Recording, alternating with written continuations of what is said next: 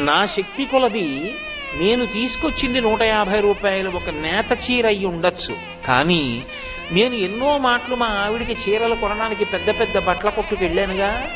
వెళ్ళినప్పుడు పెద్ద పెద్ద అంచులున్నటువంటి పట్టు చీరలు అక్కడ కట్టబడి ఉండగా ఎదురుగుండా చీర కట్టుకుంటే ఎలా ఉంటుందో అలాగే బొమ్మలకు కట్టో లేకపోతే గోడకు కట్టో మేకు కట్టో ఉంటాయిగా.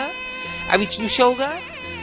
ఇంటికొచ్చి నువ్వు మంచి సంపంగి రంగు, సింహాచల సంపంగి, పసుపు ఎరుపు కలిసినటువంటి సంపంగి రంగు చీరకి నా చేతులు ఇలా 3 సార్లు పెడితే ఉన్నంత ఎర్రటి అంచున్నటువంటి చీర అమ్మకిస్తే అమ్మ ఆ చీర కట్టుకుని వచ్చి కూర్చుని, ఎరా నాన్న నీకు సంతోషమేనా, నువ్వు ఇచ్చిన చీర కట్టుకున్నానురా, ఎంత బాగుందో అని అమ్మవారంటే నువ్వు మనస్సులో భావన చేత ఇచ్చిన చీర ఏదో అది ఆవిడకు అందుతుంది.